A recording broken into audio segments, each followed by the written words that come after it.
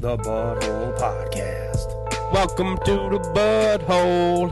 It's your chance. Do your dance at the Butthole. Welcome, everybody, to the Butthole Breakdown. Yeah, something to kind of tune in for entertainment. We just want to say before this thing starts, thank you so much to our loyal listeners, and here you go with another great Butthole Podcast. Brought to you by Star Lamar, Brandon, Gage's Rage, and Scott on the Butthole Podcast Network. Welcome, everybody, to the Butthole Breakdown on the one, the only, Sir H.H. Holmes, also known as the Torture Doctor, and the Monster of 63rd Street. Gage is not with us tonight because he can't handle serial killer talk. He's locked in a murder hotel. Yeah, he is, actually. In the basement. We have to get him out. He, we may or may not be going after him. We'll see after this episode. Welcome, Brandon. Welcome, Star Lamar. Thanks for having us. Yeah, Thank you honored for joining to be here. me on this, well, I guess we'll say this journey to learn a little bit about serial killers and H.H. Holmes. The dark episode of the week. It is the dark episode of the week. It's not, like we did say, though, last week, it's not quite as dark as last week's episode on adrenochromes, but it's, well, I suppose, as we said. There's an S on that. Pretty sure it's just adrenochrome. Adrenochrome. Okay, sorry I messed that up. But it's kind of one of those things, like we said last week, where you kind of gotta just slowly wean yourself off of the drug. And Holmes is a good way to do it. Yeah, a good starting The spot. detective in the deer stalker hat, Yes, right? yes. It's a slight wean. Well, here we go. Overview on H.H. Holmes. Herman Webster Mudgett. He was in Chicago, and he used the cover-up of being a doctor, kind husband, and businessman to disguise his grisly murders. He was, like most serial killers, an ultimate manipulator and a con artist, He's a genius. but he was extremely smart. And, How he solves all the crimes. well, for sure. He, so in his early life, he was born in 1861. This was a turn-of-the-century type serial killer. He was arraigned in 1896, I believe it was. Yeah, it's when he died. 1894. He was arraigned in 94. Died of the death penalty in 96. He was born with the name Herman W. Mudgett, 1861. Family's history had his family being the first white settlers in the township he was born into. His mom was very strict and religious, made him study religion hardcore. Family was very religious. His dad was very abusive. Classic killer background. Yeah, pretty much. He had a brother, right? Mycroft. Minecraft. Yeah, brother was Mycroft. Yes, you're right, Star Lamar. Sorry, just had to make sure, double check your facts, make sure you were straight on that. He excelled in school, was very sharp. People could tell that from an early age. School came easy to him. One story says that he actually was dragged into the office. When you talk about serial killers and what makes them develop into what they become, a lot of times you look at their family history. That's one indicator, as well as any possible traumatic experiences when they were young. And one story says that he was dragged into the office of the town doctor and was forced to confront a skeleton in the doctor's office. In Holmes' own words, which he kept the diary, and he has a lot of what his thought process was on certain things in writing, whether it be medical advice or, which I don't know why you take medical advice from this guy. He's a doctor. No, Watson was a doctor. What was he a doctor in? He was, we'll get to that. Okay. He goes to college, actually, which is also unique for serial killers. But he was I believe it was chemistry and anatomy he mastered, or he got his doctorate in both of them. So I guess you'd say he was an actual doctor of people. But yeah, the one story that talks about him being dragged into the doctor's office in his hometown, in Holmes' own words, he says it was a very traumatic, but ultimately helped him get over some of his fears, which allowed him to chase his dream of being a doctor. People also think that it possibly led to him more normalizing some of the things that he did later in his life when he finally built the castle, as the people call it, which we'll get into, which was basically his murder hotel that he's so infamous for. And I mean, when killing people, chemistry and anatomy, like that's a big part of it. Understanding those things. The two go hand in hand. Yeah, definitely. The chemistry part of it for breaking down bodies and exhuming them and not having a trail left behind, and then the anatomy part of it for whatever effed up things running through your mind as far as what you want to... How the body runs, operates, all that jazz. And the funny thing with him is he actually would take and kill his victims, and then he would exhume the bodies down to the bare skeletons of a cadaver type thing and sell them off to universities for kids to work on that were in med school. So nobody questioned that? So he actually made it a form of an income, and he made a lot of money doing it. That's where you talk about a con artist. Like, he was making money on this, and you would assume he was getting his rocks off on knowing that those were actual human bodies that he killed. He was giving to these universities. And you'd think, looking back on it, you'd only be able to get away with that around this time. Any later on, you'd have some sort of a trail. Didn't sell them. That would be the kicker if you just donated them, because they probably don't have a trail of, oh, this guy's donated skeletons to 45 universities around here. You just donate them to each of them. Then there's not going to come back and be like, well, how many did you donate? Right. Yeah, see, Star Lamar with the serial killer loopholes. It's a not new good. bit. Watch out.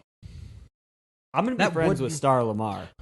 That would be a kind of a good series to run. Star could have done it better. And then just break down certain situations and how Star would have done it. And I mean, most of them you probably do have a better idea than these people had. But yeah, so that was one story that he actually chronicles, the story of the skeleton and confronting it. That was his high school years, though. We get into his college years.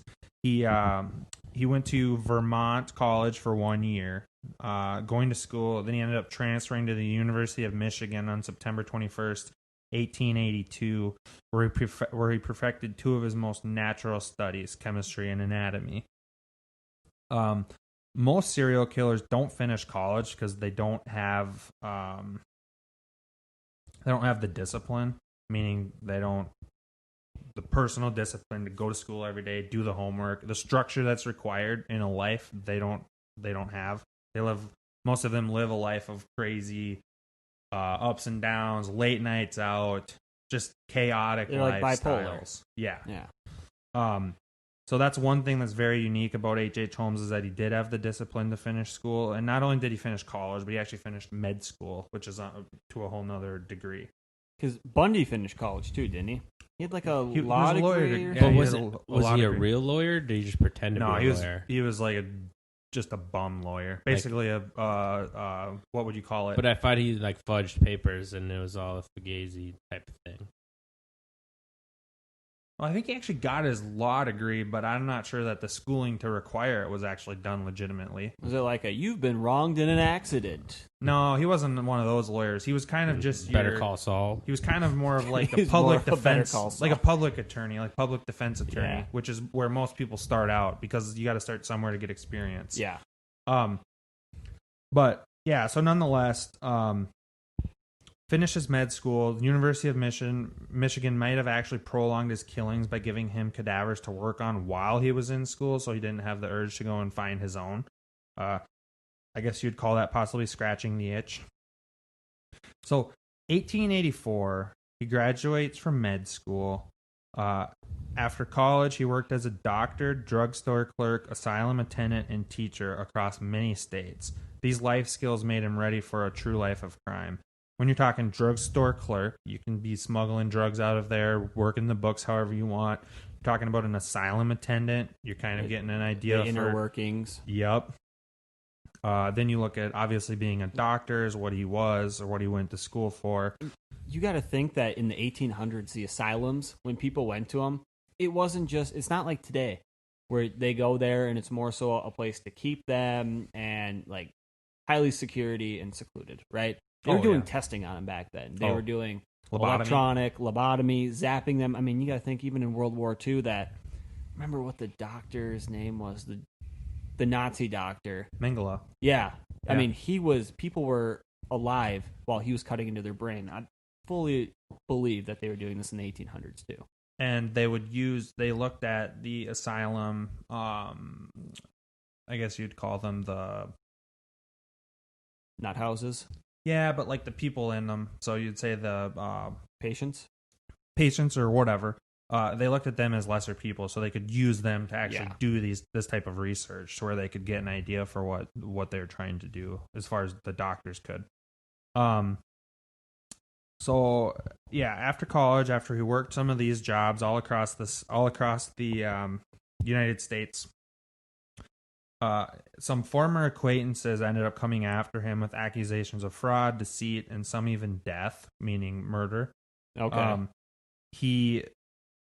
Which caused him at the time to end up changing his identity to what he's now known as Henry Howard Holmes, which is H.H. Holmes is now born. That's when he takes on the identity of H.H. Holmes. What do the H's have anything? HHH? Triple H? Is that why Triple H, the wrestler, is named Triple H? It probably is, quite 'Cause frankly. he's going to murder you? It probably is. It would make sense. 4-H is a club for farming students. Well, that's why he only wanted 3 H's, though, not to go all the way. I don't know if there was anything more than just changing his name to Henry Howard. He did have, though, obviously his name was Herman W. Mudgett. I don't know. That's a good question why he would have. I'm not sure if there's actual information on why he decided to go with Henry Howard Holmes, or obviously it's a name change, right? So he wants to get as far away from his original name as possible. It says in 1885, when he moved to Illinois, he changed his name. Once there, he changed his name to Holmes, reportedly as a homage to the fictional English detective Sherlock Holmes. We're not talking about Sherlock Holmes? We're talking about Sherlock Holmes' biggest fan, Star. I'm so confused now. Paying a homage to him. And just circle back, Ted Bundy went to law school in Utah, but did not graduate. So he never got his law degree. What a fucking Nope. bum. That's when his murder started. The murders that they can link him to, they think he might have started. Which is what they before. talk about discipline. He lacked the discipline to do it, to finish it. Yep. Um, And his home state, Vermont. Isn't that where this guy's from? That is where he is from. mhm. Yeah, Vermont. Little state. Well, Lot that's of where he killers. went to college. Right. I'm trying to remember where he was born. I didn't write that down, but I did read it at one point. He had. So it goes to show that there's 2 states you want to skip out on if you're trying to make a best friend: New Hampshire. Wisconsin and Vermont. Well, Wisconsin's given. Right. For what? If you're trying to make best friends, don't go to Wisconsin and don't go to Vermont He was born in New Hampshire. or New Hampshire. 3 states that you don't want to go to. Just avoid California while you're at it. Okay, so changes his identity. H.H. Holmes is now born. So begins the crime, which we'll get into after a short commercial break.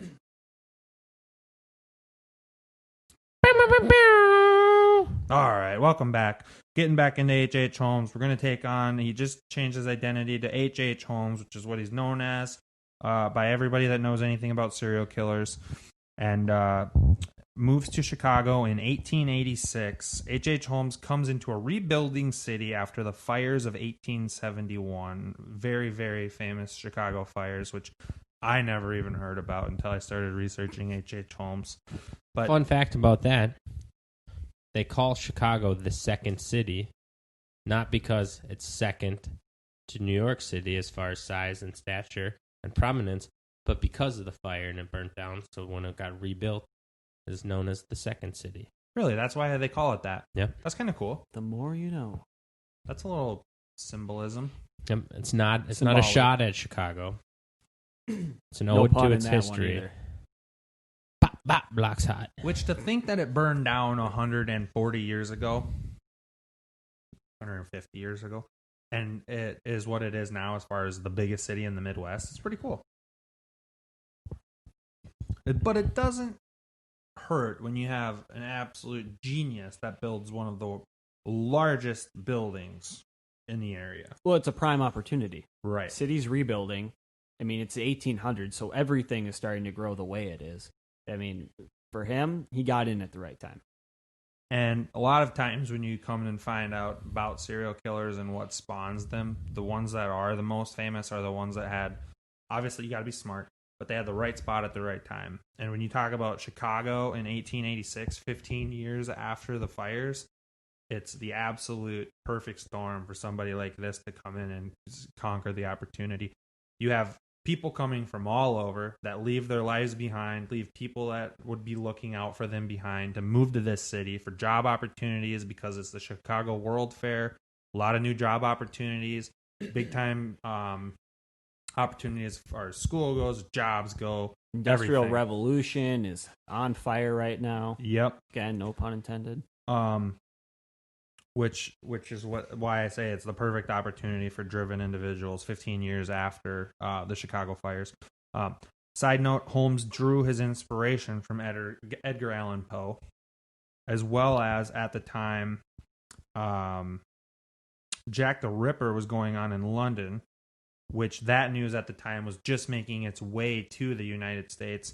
And a lot of people were thinking at the time how awful that is, and just thinking God that they don't have something like that in America yet, which was not the case.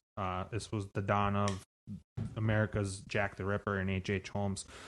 H.H. Holmes, or Jack the Ripper's bit was mutilating prostitutes on the streets of London.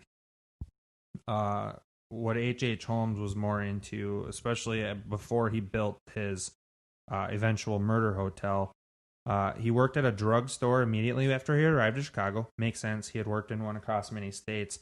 The owner mysteriously disappeared 3 months after H.H. Holmes started working there, and his wife took over. It's probably pretty fair to assume he was murdered. She then also went missing after selling the drugstore to H.H. Holmes.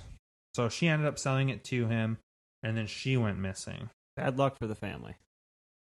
And that's when we also talk about right place, right time. H.H. Holmes was just in the right place at the right time. He didn't know that two people were going to go missing in a span of 3 months from each other. It just so happens that way sometimes. Some people get lucky. That's right. Owning the drugstore gave Holmes the cash to scam creditors and phony inventions such as mineral water, which was literally just the city's water supply. So he branded and marketed this mineral water, which was literally just city water, that he said I don't even know exactly what he said it would do for medicinal. The Space the birth Jam? of Dasani. No, it's the magic stuff. That's what they were doing over in the UK in the 2000s. They were just using city water, just filtering it. Yeah, Dasani's not just city water, though. It's got salt in it. That's true. A lot of salt, actually. It goes to show that really H.H. Holmes was just a man ahead of his times. Well, there's that. Holmes acquires... So then H.H. Holmes acquires an empty lot across from the drugstore, and this is the lot that he would eventually build his famous hotel on. As we said before, Jack the Ripper at this time was in London, mutilating prostitutes in the streets. That news is just getting to America as Holmes gets to Chicago. Americans are horrified, yet relieved nothing like that exists in Chicago, right? Like, why would that ever take place in Chicago? Just arson. Right, just arson. That's way better. For the suburb of Englewood, Chicago. Inglewood! Fun fact, Inglewood. fun fact. That's where my fake ID was from. Was it really? Inglewood, Chicago. I didn't even know what was you your mean name on Inglewood, it? Chicago. It Illinois. puts a borough of Chicago on your. Whatever. Illinois. I always think California. Did your name happen to be Henry Howard Holmes? It's just what I went by. Or was it possibly I was actually more of a... Herman W. Mudgett? Yeah, I was more of a mudget myself. You look like a mudget. Did Star Lamar ever have a fake? No, Stoudemire. He waited till he was 21 like most people. No, he went bald at 18 and they just let him in. He's 40. There is a definite benefit to being bald at an early age in the sense of they're like, this dude looks 40. He's going through a midlife crisis. We can't deny him. Why is he buying Just walk in Svedka the and- smoker's door. Like, that man has had a hard day at the office and his wife is pissing him off. He needs a drink real bad. Yes. So for the suburb of Englewood, Chicago, which is where Brandon would later get his ID, his fake ID from some 100 and whatever years later, 130-ish. Factual. Holmes's project to build this hotel is a massive project. Residents were so impressed with the project that they actually named it The Castle. So H.H. Holmes was building The Castle. Huge project. Holmes was the only person who knew the construct of the guts of the hotel.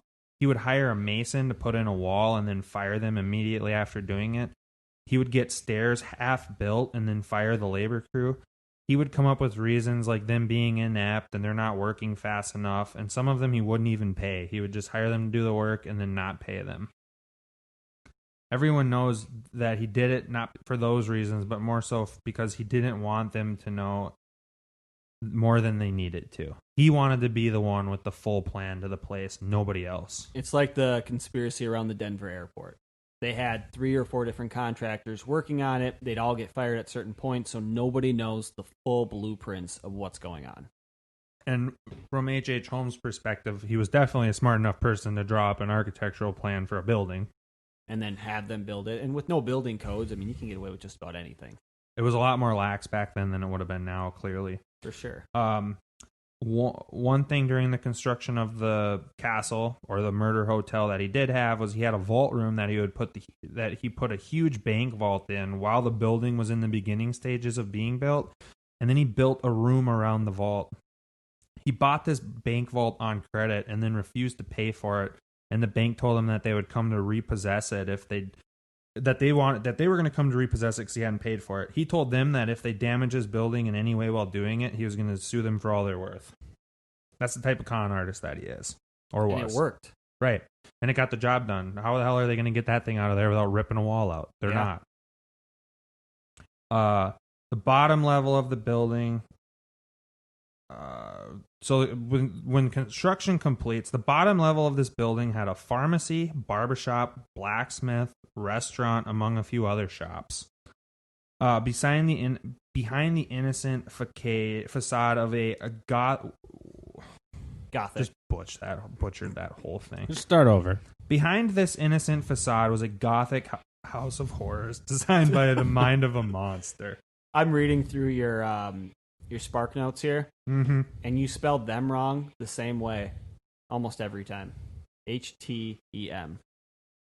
That's what happens when you're like reading and trying to type on the side and not looking at anything. So yeah, Gothic horror house designed by mind of a monster. Fuck, now I'm doing it. With the idea though of you like walking up to this Gothic thing, whorehouse designed by the mind of a monster. monster. No, horror With an house. arm like a cannon I think and a you're saying mind that for one wrong. fucking victory.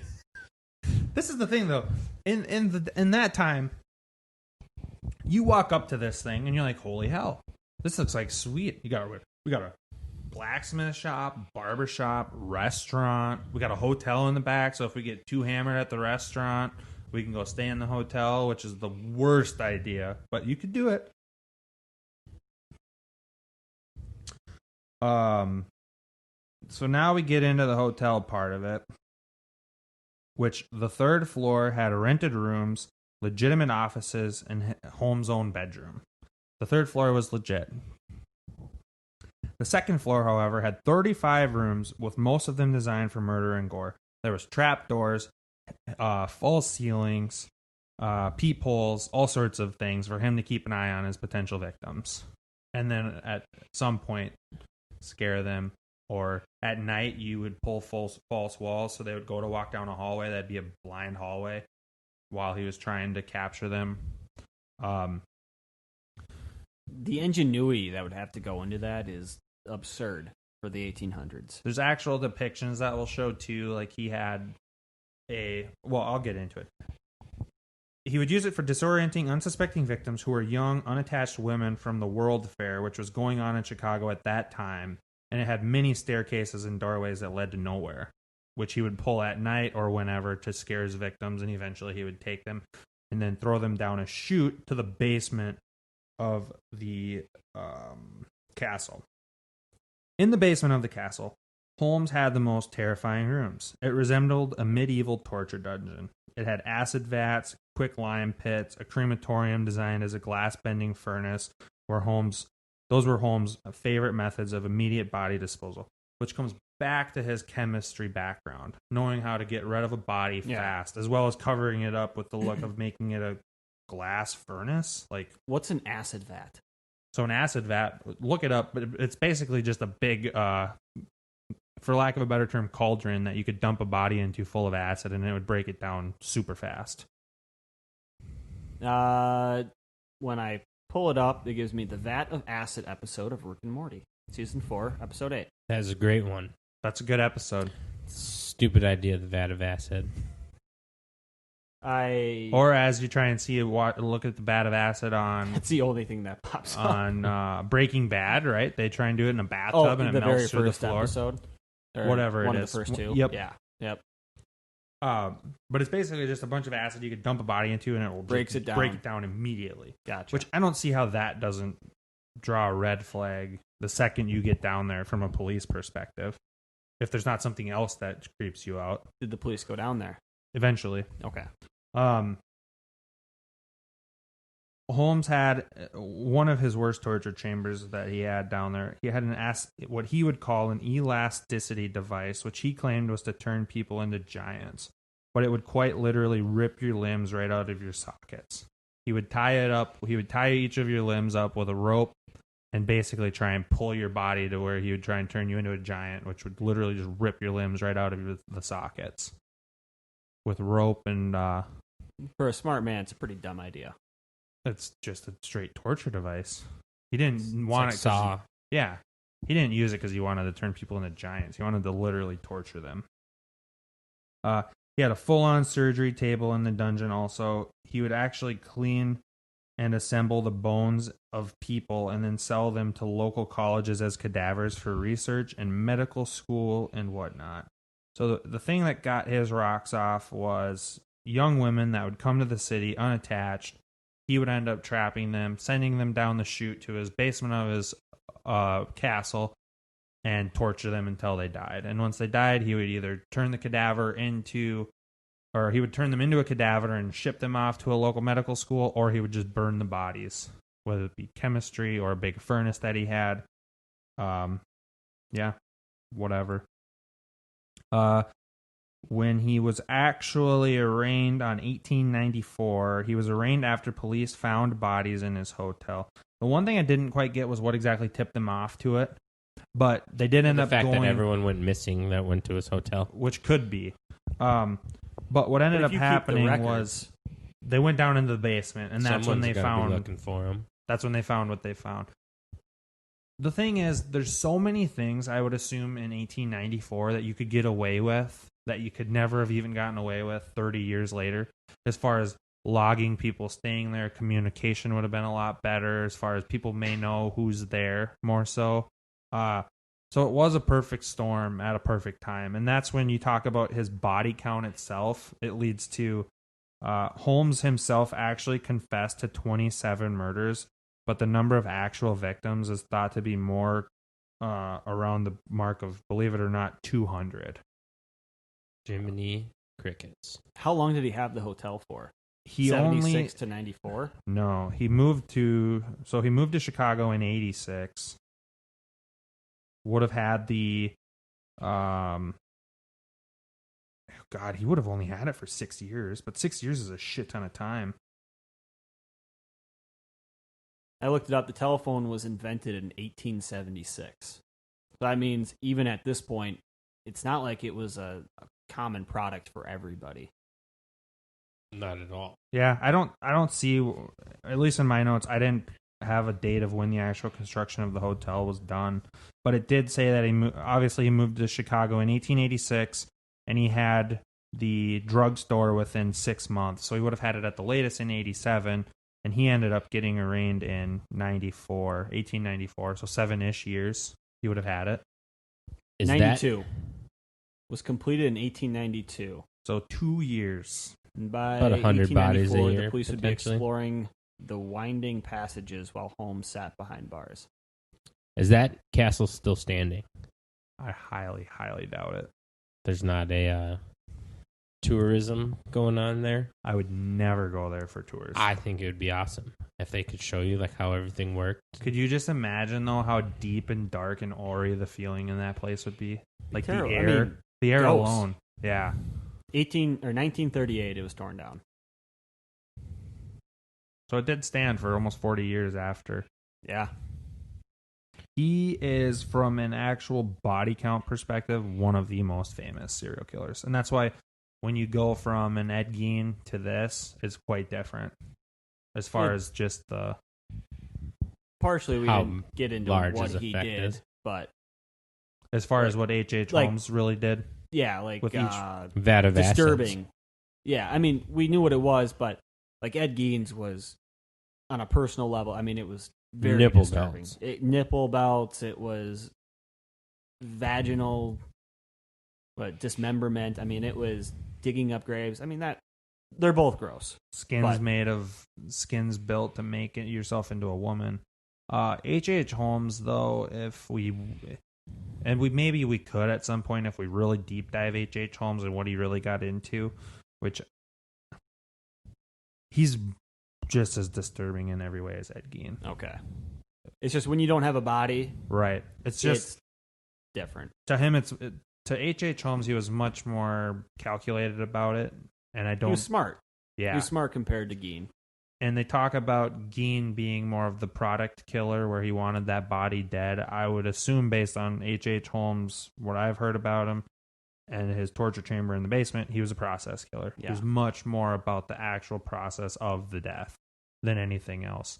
So his actual murder style would have been in a lot of ways a lot different than Ed Gein. I don't think that he would have done a lot with a dead body what Gein did, but getting to the point of being in that dungeon at that hotel to being dead would have probably been a lot more terrifying. That's where Starr says, like, Ed Gein wouldn't have been that bad as far as the death goes. He shoots you.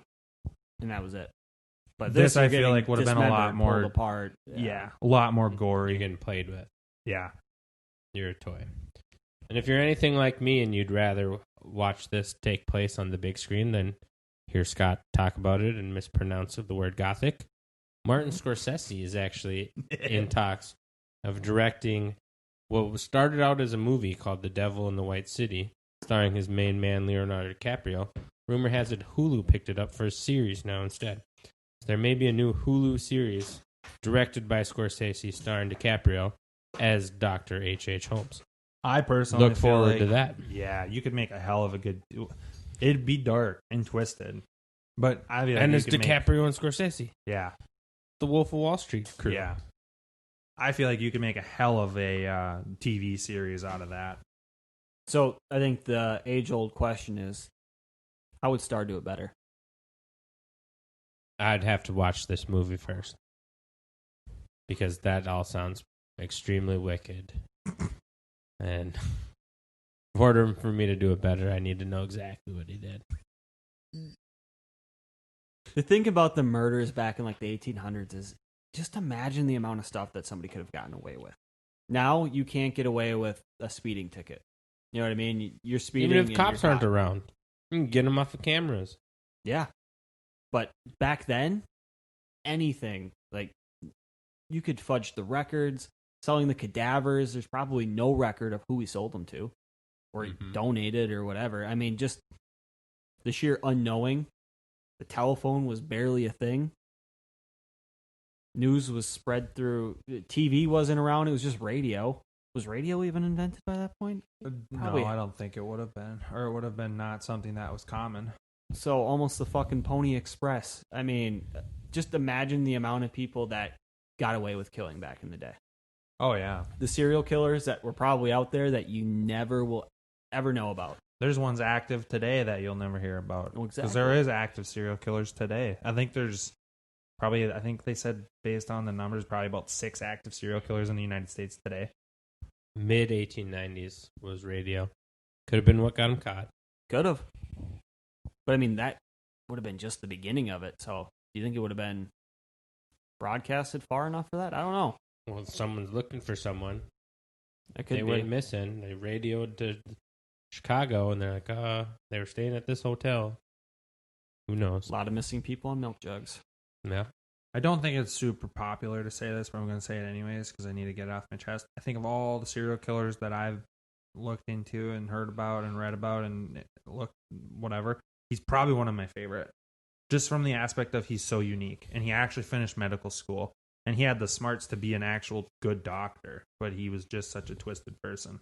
I read a tweet that reminded me of you the other day. It said, "If I ever get killed by a serial killer, just know I died doing what I love, learning too much about serial killers." Amen to that. With that wraps up the show. Have a blessed day and sleep tight. Bye. Make sure to check us out on Facebook, Butthole. Check us out on Twitter as well, @OfficialButthole, Instagram, @OfficialButthole, TikTok, @OfficialButthole. And if you have questions or comments, email us at officialbutthole@gmail.com. Also, make sure to check out our Teespring website where we have sweatshirts and t-shirts, and our website itself where we post blogs and whatnot. Both of the links will be posted in our description for the episode. Please leave a rating on whichever platform you're listening on, as well as make sure to hit that subscribe button so we can continue to bring you the great content we create, as well as make it even better for the future. We love you all. Peace out.